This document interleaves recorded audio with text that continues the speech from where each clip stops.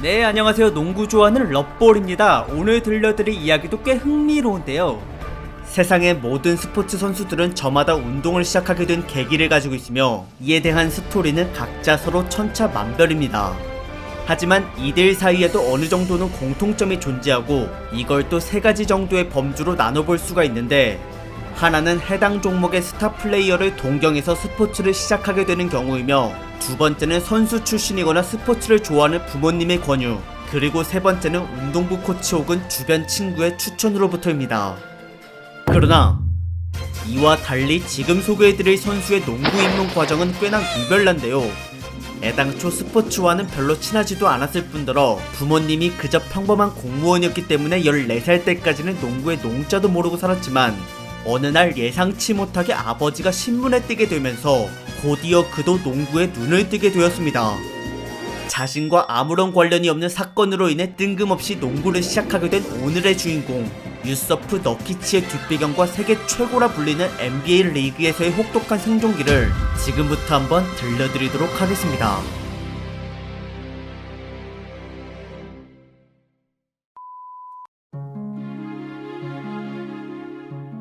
유서프 너키치는 1994년 남부 유럽 보스니아 헤르체고비나에서 태어나고 자라왔으며 원래부터 농구와는 아무런 인연이 없었던 아이였습니다.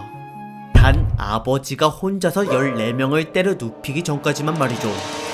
경찰관이었던 아버지는 키가 2m 13cm였을 뿐만 아니라 몸무게까지 무려 180kg이나 나갔었는데, 어느 날 자신에게 걸려온 14대 1의 싸움을 완전히 제압해버린 그는 곧바로 신문기사의 헤드라인에 실리게 되었으며, 그러자 이를 보고 찾아온 어느 한 스포츠 에이전트로부터 "혹시 아드님이 있습니까?" 라는 질문을 받게 되었습니다.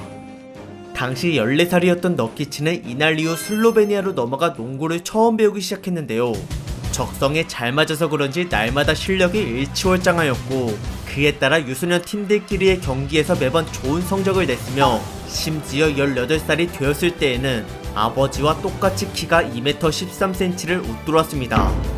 이 상태로 18세 이하 유럽 청소년 국제대회에 참가한 그는 보스니아를 우승시키고 MVP까지 차지해냈는데, 비록 이것이 수준 차이로 나누어 놓은 3개의 등급 중 두 번째 등급으로 평가받는 국가들이 모여있던 디비전 B에서의 우승이긴 했으나, 그래도 이 덕분에 보스니아는 디비전 A로 승격이 되었으며, 한편 1등 공신이었던 너키치는 크로아티아 1부 리그에 속한 세데비타 팀에게 영입됨과 동시에 프로 데뷔를 하였습니다.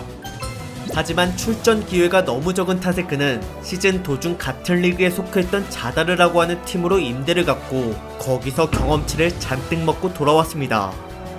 그러자 감독은 그에게 출전 시간을 전보다 3배나 더 많이 보장해 주었는데요.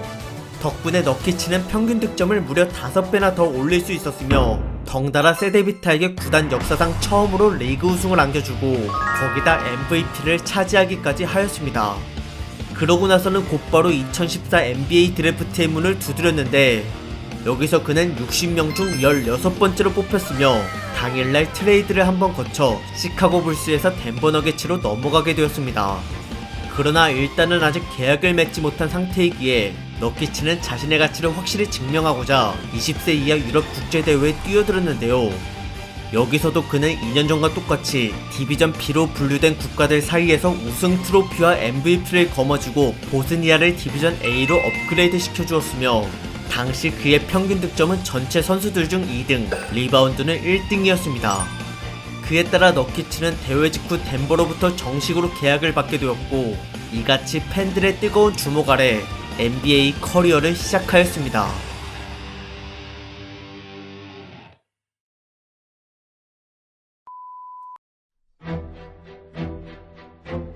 촉망받는 유망주였지만 자신과 똑같은 센터가 팀에 5명이나 있다 보니 처음에는 어쩔 수 없이 벤치 멤버로 배정을 받았습니다.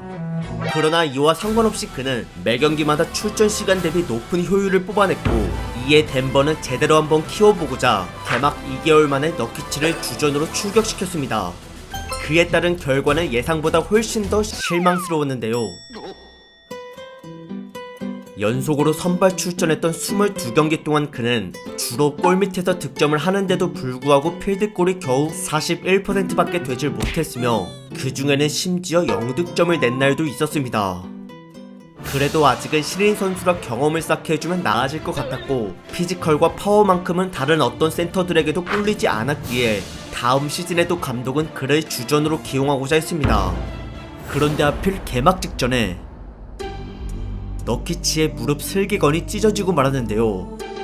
이에 따라 그는 시즌의 절반가량을 날리게 되었으며 그 사이에 자신의 주전 자리를 같은 유럽 출신이자 드래프트 동기였던 또 다른 센터 니콜라 요키치라고 하는 선수에게 뺏기고 말았습니다.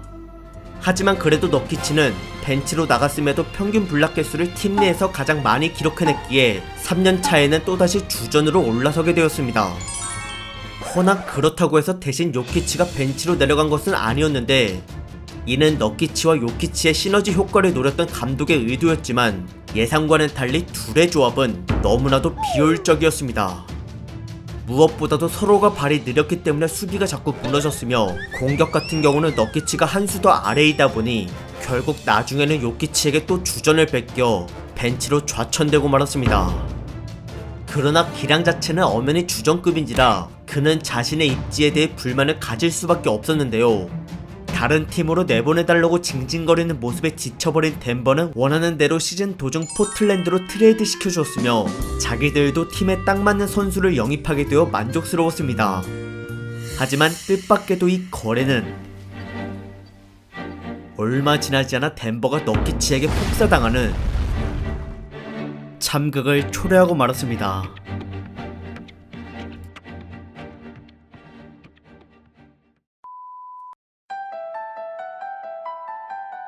벤치급으로 추락한 상태에서 포틀랜드 트레일 블레이저스로 보내진 너키치. 하지만 놀랍게도 여기서의 그의 가치는 주전을 넘어 보물 그 자체였습니다. 포틀랜드는 3점을 비롯한 장거리 슈팅이 가능한 선수들로 줄을 이루고 있었고 이들의 능력을 100% 끌어내기 위해서는 골밑의 진흙탕 싸움뿐만 아니라 볼을 유기적으로 순환시켜줄 수 있는 센터가 필요했는데 그 적임자가 바로 유서프 너키치였던 것입니다. 213cm의 키에 131kg의 체중을 지닌 그는 센터로서 이상적인 피지컬답게 누구에게도 힘에서는 밀리지 않았고 이를 토대로 한 경기당 평균 10개 이상의 리바운드를 잡아냈으며 블락은 항상 거의 2개씩 기록하였습니다. 이렇게 골밑을 든든하게 지켜주는 아군이 있으니 슈터 입장에서는 더할 나위 없이 고마웠는데요. 게다가 심지어 스크린 몸빵까지 적극적으로 서주었기 때문에 아무리 수비가 빡빡하다 하더라도 이를 쉽게 벗겨낼 수 있었습니다. 그리고 너키치는 패스 시야도 제법 넓었던지라 오픈 찬스의 동료를 어렵지 않게 찾아냈으며 그들이 안쪽으로 침투하려는 그 한순간의 찰나에도 타이밍을 기가 막히게 맞춰서 패스를 찔러주었습니다. 슛 같은 경우에는 몸으로 밀치고 들어가는 포스트업을 기반으로 여러가지 기술들을 구사했는데요. 그의 주특기는 좁은 공간을 비집고 들어가기 위한 스핀 무브와 블락을 피하는 데 있어서 매우 유용한 훅샷이었으며 동작 하나하나가 빠르고 매끄럽다 보니 예측해서 미리 블락을 뛰지 않고는 막기가 매우 어려웠습니다. 그리고 미들슛마저 가능했기 때문에 굳이 골밑까지 안 가더라도 득점을 뽑을 수 있었고 이처럼 평소보다 기회를 많이 받다 보니 불과 2개월도 안 돼서 평균 득점이 2배가량 상승하게 되었습니다. 그 중에 하루는 너키치가 무려 33득점의 커리어 하이를 달성한 적이 있었는데 공교롭게도 당시의 상대가 바로 이전 소속팀 덴버 너게츠였으며 그는 마치 과거의 한을 풀기라도 하는 듯 자신의 경쟁자였던 니콜라 요키치를 완전히 박살내버린 뒤 9점차 승리로 마무리 지었습니다. 그리고 당시 포틀랜드는 덴버와 플레이오프 진출권을 다투고 있던 중이었는데요. 이날 너키치의 활약 덕분에 구단은 나중에 1승 차이로 덴버를 따돌리고 8위에 오를 수 있었으며 비록 1라운드에서는 골든스테이트 워리어스에게 4대0으로 무참히 깨졌지만 그래도 너키치로 인해 골밑이 강화됐으니 그것만으로도 충분히 위안이 되었습니다. 하지만 그렇다고 해서 마냥 안심할 수만은 없었는데 NBA는 정말 지독할 정도로 견제와 분석이 이루어지는 곳이라 다음 시즌이 개막되자마자 너키치는 매우 불안한 기복을 보였고 경기가 좀처럼 풀리지 않다 보니 턴오버랑 파울에 이어 상대와 언쟁을 벌이는 경우가 많아졌으며 게다가 원래부터가 성격이 좀 센 편이어서 가끔은 더티 플레이로 팬들의 눈살을 찌푸리게 만들기도 했습니다. 그나마 시즌 중반쯤 돼서야 어느정도 재구실을 하기 시작했는데 그러나 플레이오프에 들어선 순간 너키치는 리그 내 전체 빅맨들 사이에서 넘버원이었던 앤서니 데이비스라는 선수에게 얼어붙어 버렸고 결국 그가 이끄는 뉴올리언스 펠리컨스 팀에게 4대0 완패를 당하고야 말았습니다. 그렇게 자신의 한계를 뼈저리게 느낀 너키츠는 다음 시즌에 각성을 해서 돌아왔는데요. 혹독한 트레이닝을 거친 그는 이젠 더 이상 기복이 흔들리지 않았고 거기다 침착성까지 더해져 패스에 대한 시야와 정확도가 훨씬 더 향상된 모습을 보였습니다. 그러다 한 번은 역사에 남을 만한 활약을 펼치기도 했었는데 2019년 새해 첫날에 24득점과 23리바운드 그리고 어시스트 7개와 스틸 5개에 이어 블락까지마저 5개를 기록했으며 너키츠는 이 5가지 항목에서 20-25-5 올해 최초 달성한 선수로 등극하였습니다.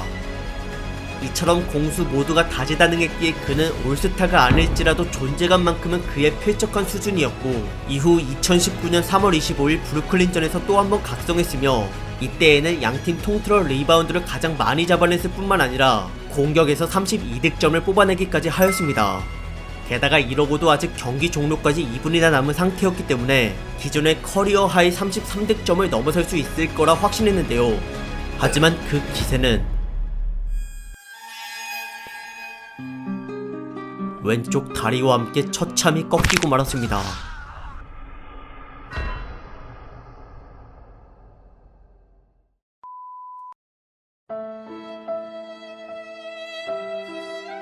심각한 수준으로 다리가 골절되어 들것에 실려나간 유서프 너키치. 이를 바라보는 팬들과 동료들의 얼굴에는 근심이 가득했고 더군다나 착지 과정에서 벌어진 부상이다 보니 트라우마를 극복할 수 있을지에 대한 여부도 매우 걱정스러웠습니다. 그래도 일단 근육과 신경이 손상되지 않았다는 점은 불행 중 다행이었으며 수술도 무사히 잘 끝나서 이제는 재활 치료만 남게 되었습니다. 그리고 모두가 염려했던 정신적인 문제도 많이 이겨낸 듯한 모습을 보였는데요. 인터뷰에서 자신의 강력한 멘탈을 강조했던 그는 아직 제대로 걷지 못하는 상태임에도 불구하고 플레이오프 때 홈구장을 찾아가 매경기 응원을 하였으며 이러한 헌신적인 태도는 동료와 팬들의 사기를 끌어올리는 데 크나큰 도움이 되었습니다. 이후 포틀랜드는 전문가들의 예상과는 반대로 무려 3라운드까지 진출하였는데 비록 여기서는 한 번도 이기지 못한 채 맥없이 탈락하고 말았지만 그래도 구단 역사상 19년 만에 오른 무대이기 때문에 나름 훌륭한 성과였다고 볼 수 있었습니다. 한편 너키치의 복귀 날짜는 2020년 3월이었고 이를 목표로 그는 재활과 훈련에 최선을 다했는데요. 그런데 공교롭게도 그때 시즌이 중단되는 바람에 회복할 시간을 좀 더 벌 수 있었으며 4개월 뒤 리그 재개에 맞춰 완벽한 컨디션으로 복귀를 하였습니다. 하지만 당시 포틀랜드는 플레이오프 진입권에 들지 못한 상태였고 게다가 8위에 올라있는 멤피스 그리즐리스와 3승이나 벌어져 있는데도 불구하고 8경기밖에 주어지지 않아서 분위기가 꽤나 어수선했습니다.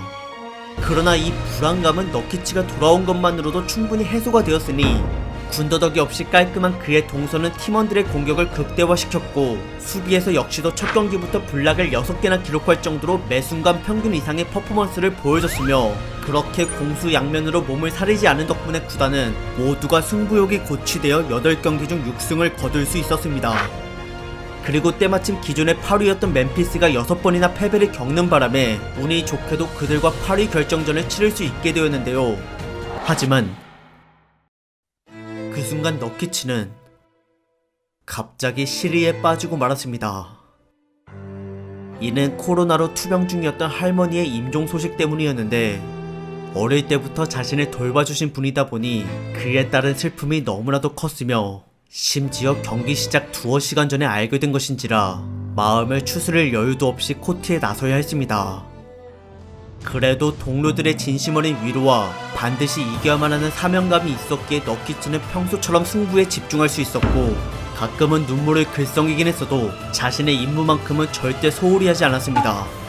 이처럼 울분을 삼킨 채로 뛰었던 너키치는 리바운드를 이날 양팀 통틀어 가장 많이 잡아냈는데요. 거기다 22득점까지 추가하여 팀 승리에 지대한 영향을 끼쳤으며 그렇게 플레이오프를 확정짓고 나서야 비로소 마음의 짐을 내려놓을 수 있게 되었습니다.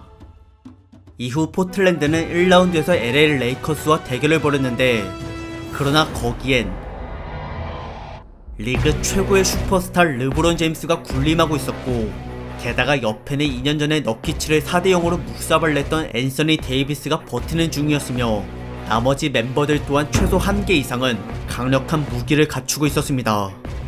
이처럼 무엇 하나 부족한 게 없다 보니 포틀랜드는 레이커스에게 인정사정 없이 짓눌려댔고 무엇보다 가장 문제인 건 전력 차이에서 비롯되어 나타나는 극심한 체력 저하였으며 그 와중에 하필 에이스까지 부상을 2번이나 당하는 바람에 공격과 수비 모두가 풍비박산나고 말았습니다. 평소 파워만큼은 누구에게도 밀리지 않았던 너키치 역시 체력에 이어 멘탈과 피지컬까지 전부 휘청거렸고, 그렇게 그는 아무런 저항도 못한 채 4대1로 무릎을 꿇었습니다. 허나 플레이오프 진출을 해낸 것만으로도 포틀랜드는 박수를 받을 만한 자격이 충분했으며 너키치 또한 부상을 이겨내고 보다 더 나은 활약을 보여줬기에 뜨거웠던 팬들의 응원 열기는 다음 시즌까지 기대할 수 있게 되었습니다. 그리고 최근 들어서는 3점슛 연습에 많은 노력과 시간을 쏟고 있는데, 안 그래도 평균 득점이 매년 증가하고 있는 추세라 잘만 다듬는다면 개인 커리어에 크나큰 도움이 될 수 있을 것이고, 덩달아 팀 승리에도 많은 기여를 할 수 있을 거라 보고 있습니다. 한편 얼마 전 그는 지난번 8위 결정전 때 돌아가신 할머니의 산소를 방문하고자 고향으로 돌아갔는데요. 가슴 아픈 일인 만큼 충분한 시간을 갖고 마음을 잘 추스르길 바라며, 이러한 비극을 초래한 중국발 코로나가 하루빨리 종식되었으면 좋겠습니다.